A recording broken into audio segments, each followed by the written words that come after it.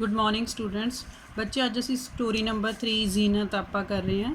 जीनत आपा के कहानीकार का नाम है करतार सिंह दुग्गल। जीनत आपा एक औरत का नाम है जिहदे आले दुआले सारी स्टोरी जिहड़ी तुहाडी कहानी ही घूमती है। तो आपा का मतलब हुंदा है वड्डी भैन। इस तरह स्टोरी का नाम है जीनत आपा। तू मेरा ये कद वेख्या है, जे इतना कद किसी कुड़ी दा होवे। तू मेरियां गल्लां दी लाली वेखी है, जे इहो जिही लाली किसी कुड़ी दीयां गल्लां उत्ते खेडदी होवे।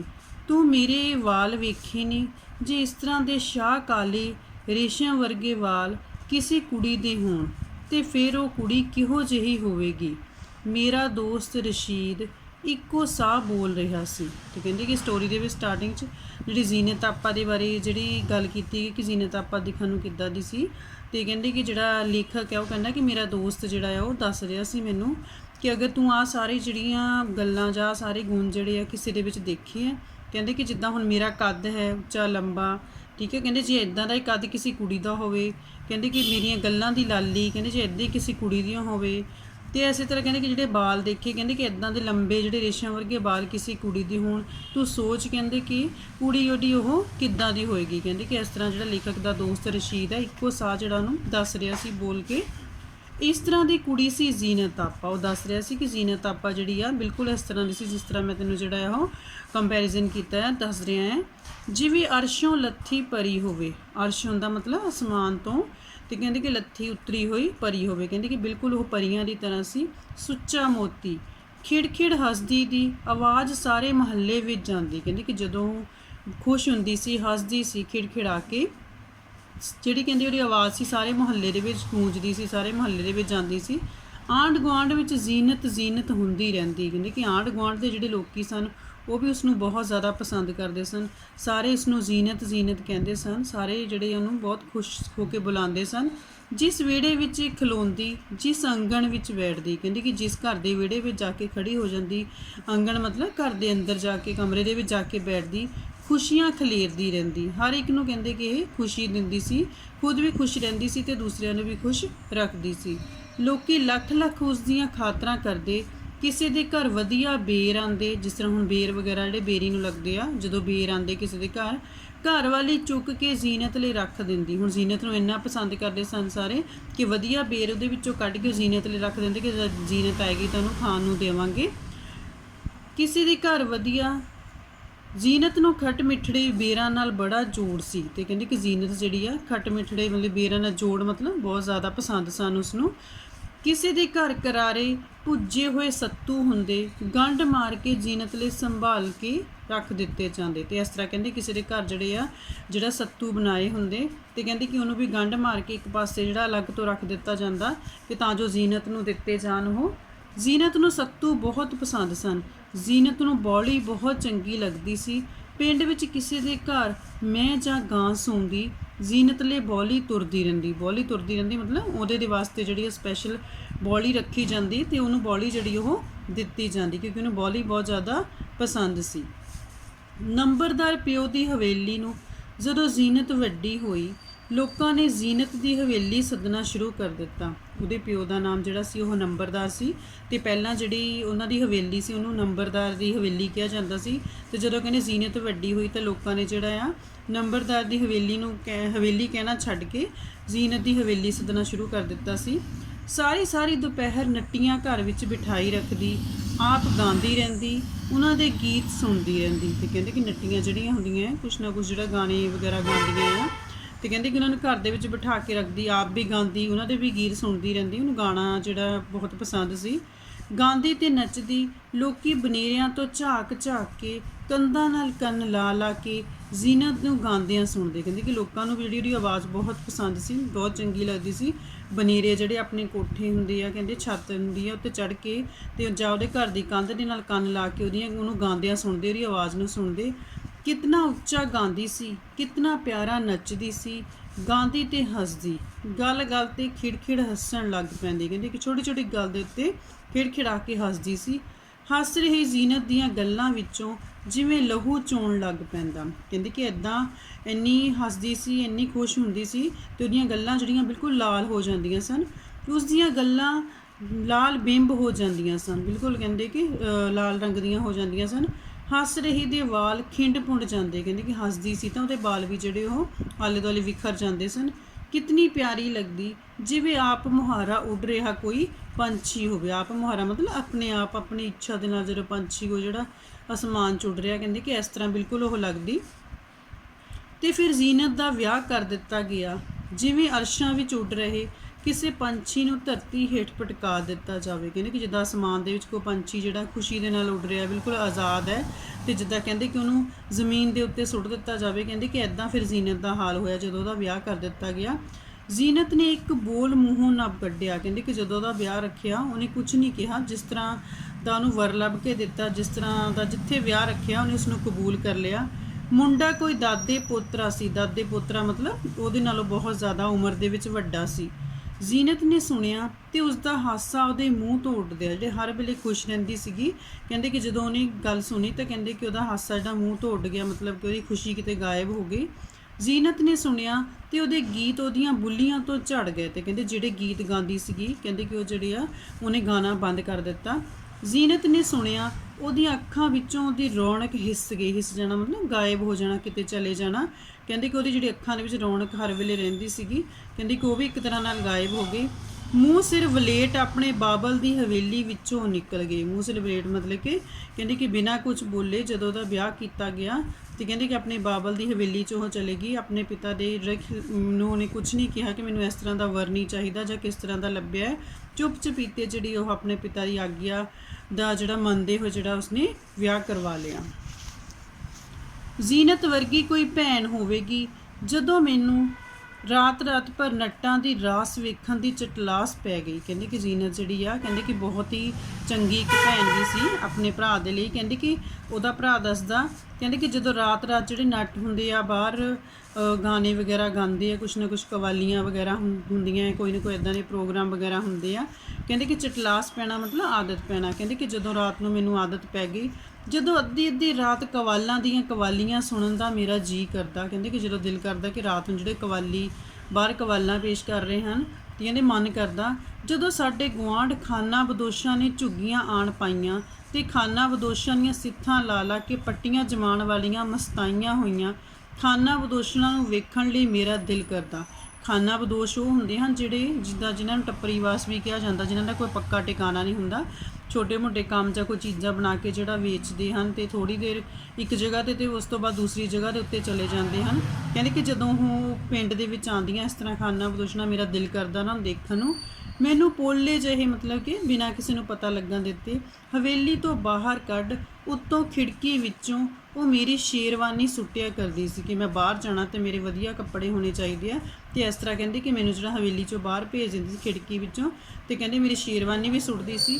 ਸ਼ੇਰਵਾਨੀ ਦੇ ਜੇਬ ਵਿੱਚ ਹਮੇਸ਼ਾ 5 ਦਾ ਨੋਟ ਰੱਖਿਆ ਹੁੰਦਾ ਸੀ। ਕਹਿੰਦੇ ਕਿ ਸ਼ੇਰਵਾਨੀ ਜਿਹੜੀ ਸੀ ਉਹਦੀ ਜੇਬ ਦੇ ਵਿੱਚ ਹਮੇਸ਼ਾ 5 ਰੁਪਏ ਰੱਖੇ ਹੁੰਦੇ ਸਨ ਮੇਰੇ ਖਰਚ ਵਾਸਤੇ, ਕਿ ਜਿਹੜੇ ਮੈਂ ਪੈਸੇ ਉਹ ਖਰਚ ਸਕਦਾ ਜਿੱਥੇ ਮਰਜ਼ੀ।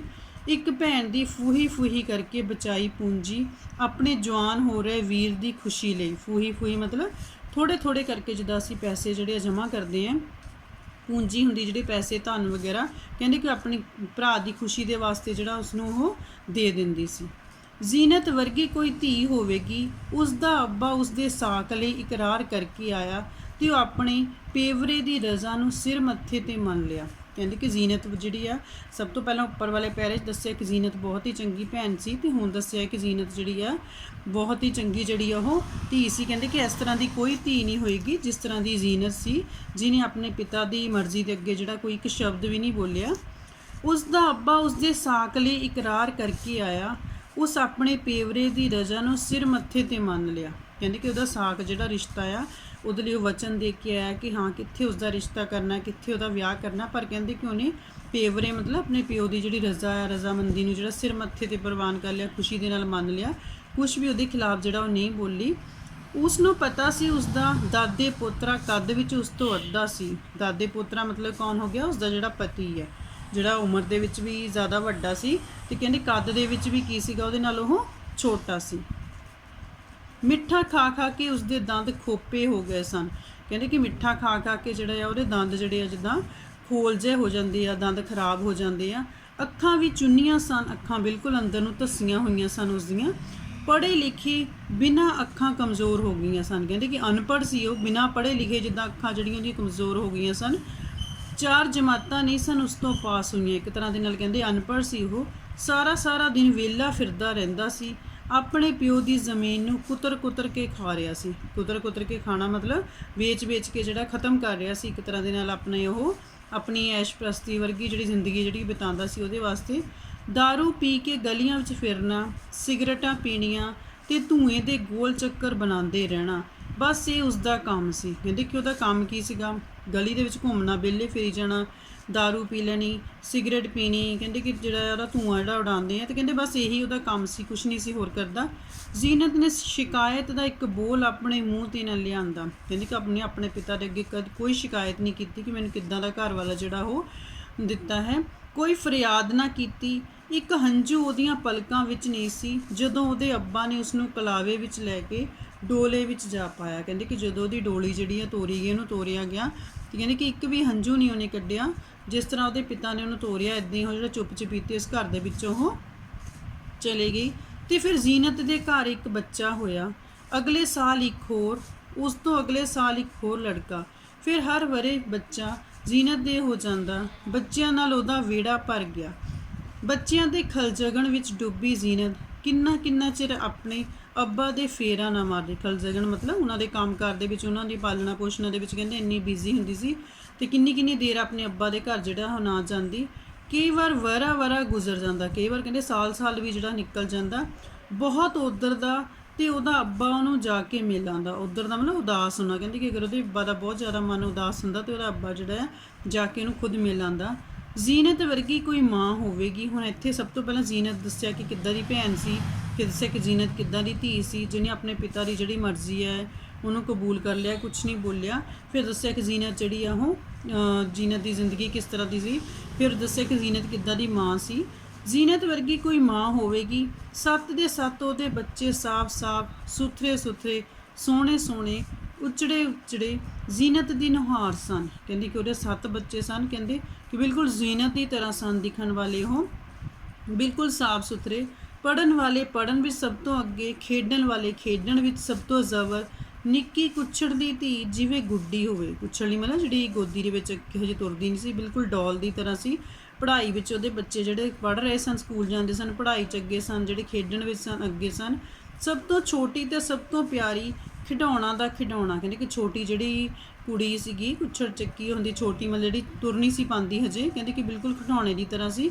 ਉਸ ਦੇ ਬੱਚਿਆਂ ਦਾ ਬੈਠਣ ਦਾ ਸਲੀਕਾ, ਉੱਠਣ ਦਾ ਸਲੀਕਾ, ਗੱਲ ਕਰਨ ਦਾ ਸਲੀਕਾ। ਕਹਿੰਦੇ ਕਿ ਜੋ ਉਹਨਾਂ ਨੂੰ ਢੰਗ ਤਰੀਕਾ ਸੀ ਉਹ ਸਾਰਾ ਬਹੁਤ ਹੀ ਵਧੀਆ ਸੀਗਾ। ਉਹਨੇ ਬਹੁਤ ਹੀ ਜਿਹੜਾ ਵਧੀਆ ਸੰਸਕਾਰ ਆਪਣੇ ਬੱਚਿਆਂ ਨੂੰ ਦਿੱਤੇ ਸਨ। ਆਂਢ ਗੁਆਂਢ ਵਾਲੇ ਵੇਖ ਮੂੰਹ ਵਿੱਚ ਉਂਗਲੀਆਂ ਪਾ ਲੈਂਦੇ। ਕਹਿੰਦੇ ਕਿ ਹੈਰਾਨ ਹੋ ਜਾਂਦੇ ਸਨ ਕਿ ਜ਼ੀਨਤ ਦੇ 7 ਬੱਚੇ ਤੇ 7 ਬੱਚਿਆਂ ਨੂੰ ਕਿਸ ਤਰ੍ਹਾਂ ਉਹ ਪਰਵਰਿਸ਼ ਕੀਤੀ ਉਸਨੇ। ਕਿਸੇ ਬੱਚੇ ਦਾ ਮੱਥਾ ਤੱਤਾ ਹੁੰਦਾ, ਜ਼ੀਨਤ ਨੂੰ ਖਾਣ ਪੀਣ ਵਿਸਰ ਜਾਂਦਾ। ਕਹਿੰਦੇ ਕਿ ਅਗਰ ਮੱਥਾ ਤੱਤਾ ਹੋਣਾ, ਕੋਈ ਬਿਮਾਰ ਹੁੰਦਾ, ਤਾਂ ਕਹਿੰਦੇ ਖਾਣ ਪੀਣ ਭੁੱਲ ਜਾਂਦੀ। ਵਿਸਰ ਜਾਣਾ ਮਤਲਬ ਭੁੱਲ ਜਾਣਾ। ਝੱਲੀ ਹੋਈ ਉਹਨੂੰ ਕੁੱਛੜ ਲੈ ਕੇ ਬੈਠੀ ਰਹਿੰਦੀ। ਕਹਿੰਦੀ ਕਿ ਆਪਣੀ ਗੋਦੀ ਦੇ ਵਿੱਚ ਬਿਠਾ ਕੇ ਬੈਠੀ ਰਹਿੰਦੀ ਪਾਗਲਾਂ ਦੀ ਤਰ੍ਹਾਂ।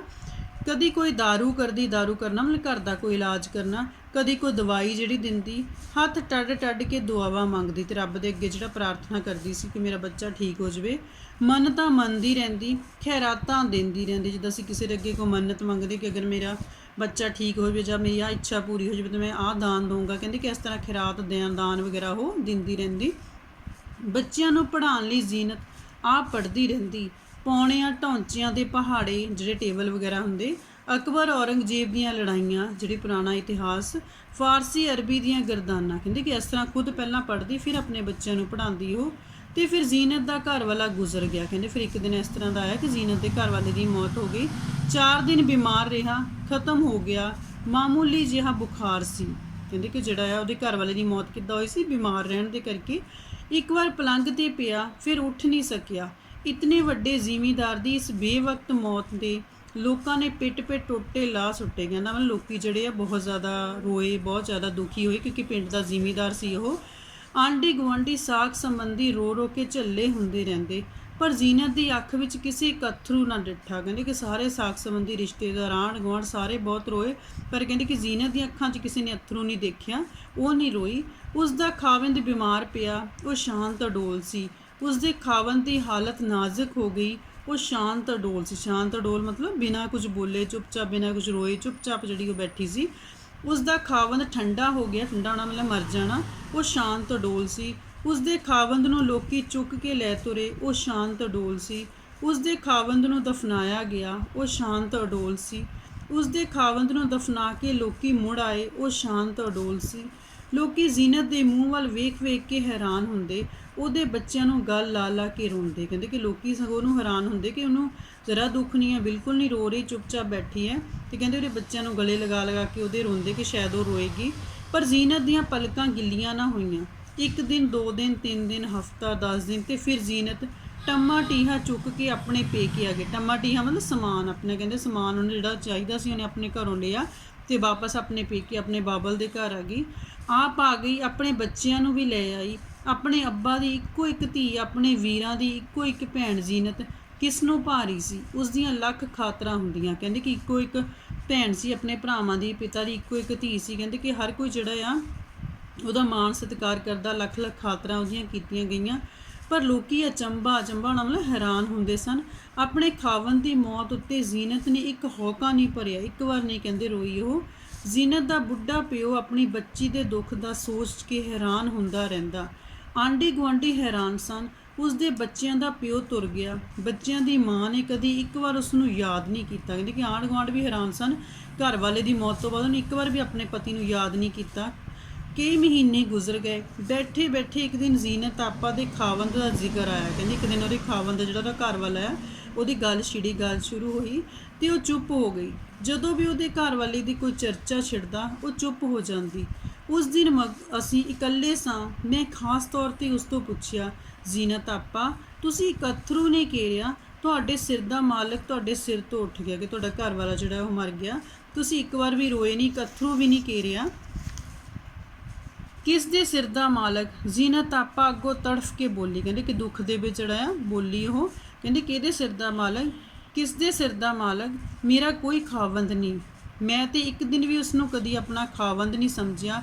ਮੈਂ ਤੇ ਇੱਕ ਪਾਲੇ ਵੀ ਕਦੀ ਉਸ ਦੀ ਤਰੀਮਤ ਨਹੀਂ ਬਣੀ। ਤਰੀਮਤ ਮਤਲਬ ਉਹਦੀ ਘਰ ਵਾਲੀ। ਕਹਿੰਦੇ ਹਾਂ, ਕੋਈ ਪਿਓ ਹੋ ਸਕਦਾ ਹੈ, ਕਿਸੇ ਦੇ ਬੱਚਿਆਂ ਦਾ ਕੋਈ ਪਿਓ ਹੋ ਸਕਦਾ ਹੈ, ਪਰ ਕਿਸੇ ਦੇ ਦਿਲ ਦੇ ਤਖਤ ਹਜ਼ਾਰੇ ਦਾ ਕੋਈ ਰਾਂਝਾ ਨਹੀਂ ਬਣ ਸਕਦਾ। ਕਹਿੰਦੇ ਕਿ ਮੈਂ ਕਦੀ ਉਹਨੂੰ ਪਸੰਦ ਨਹੀਂ ਕੀਤਾ।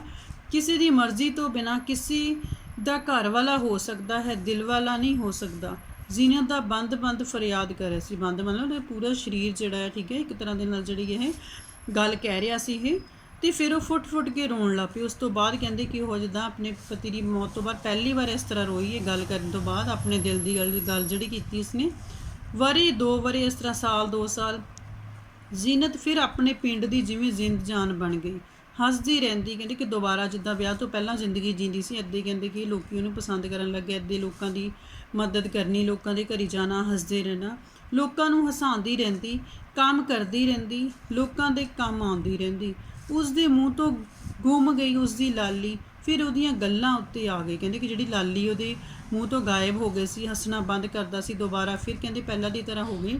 ਉਸ ਦਾ ਸਰੂ ਵਰਗਾ ਉੱਚਾ ਕੱਦ, ਉਸ ਦੇ ਗਜ਼ ਲੰਮੇ ਵਾਲ, ਕੋਈ ਇਸ ਧਰਤੀ ਦੀ ਚੀਜ਼ ਥੋੜ੍ਹੀ ਲੱਗਦੀ ਸੀ ਜ਼ੀਨਤ, ਜਿਵੇਂ ਅਸਮਾਨੋਂ ਲੱਥੀ ਪਰੀ ਹੋਵੇ। ਹਰ ਵਿਹੜੇ ਵਿੱਚ ਉਸ ਦੀ ਉਡੀਕ ਹੁੰਦੀ, ਹਰ ਅੰਗਣ ਵਿੱਚ ਉਸ ਦੀ ਆਸ ਲੱਗੀ ਰਹਿੰਦੀ। ਕਹਿੰਦੇ ਕਿ ਇਹਨੂੰ ਦੇਖ ਕੇ ਲੱਗਦਾ ਨਹੀਂ ਸੀਗਾ ਕਿ ਇਸ ਧਰਤੀ ਦੀ ਹੋਵੇ, ਇੱਦਾਂ ਲੱਗਦਾ ਸੀ ਅਸਮਾਨ ਤੋਂ ਆਈ ਹੋਈ ਕੋਈ ਪਰੀ ਹੁੰਦੀ ਹੈ। ਤੇ ਹਰ ਵਿਹੜੇ 'ਚ ਕਹਿੰਦੇ ਪਹਿਲਾਂ ਦੀ ਤਰ੍ਹਾਂ ਉਹਦੀ ਉਡੀਕ ਹੁੰਦੀ ਸੀ। ਹਰ ਘਰ ਦੇ ਵਿੱਚ ਜਿਹੜੀ ਉਹਦੀ ਆਸ ਹੁੰਦੀ ਸੀ ਕਿ ਹੁਣ ਜਿਹੜੀ ਜ਼ੀਨਤ ਉਹ ਆਏਗੀ। ਇਸ ਤਰ੍ਹਾਂ ਜਿਹੜੀ ਜ਼ੀਨਤ ਆਪਾ ਹੈ ਉਹਦੇ ਬਾਰੇ ਸਾਰਾ ਦੱਸਿਆ ਹੋਇਆ ਕਿ ਕਿਸ ਤਰ੍ਹਾਂ ਜ਼ੀਨਤ ਇੱਕ ਬਹੁਤ ਚੰਗੀ ਮਾਂ ਸੀ, ਇੱਕ ਚੰਗੀ ਜਿਹੜੀ ਭੈਣ ਸੀ, ਤੇ ਚੰਗੀ ਕਹਿੰਦੇ ਕਿ ਇੱਕ ਧੀ ਵੀ ਸੀ ਜਿਹਨੇ ਆਪਣੇ ਪਿਤਾ ਦੀ ਮਰਜ਼ੀ ਦਾ ਕੋਈ ਵਿਰੋਧ ਨਹੀਂ ਕੀਤਾ, ਠੀਕ ਹੈ। ਤੇ ਉਹਦਾ ਘਰ ਵਾਲਾ ਕਿਸ ਤਰ੍ਹਾਂ ਸੀ, ਤੇ ਉਸ ਤਰ੍ਹਾਂ ਜਿਹੜੀ ਜ਼ੀਨਤ ਆਪਣੀ ਜ਼ਿੰਦਗੀ ਦੁਬਾਰਾ ਤੋਂ ਉਹਨੇ ਫਿਰ ਜਿਹੜੀ ਜਿਉਣੀ ਸ਼ੁਰੂ ਕਰ ਦਿੱਤੀ।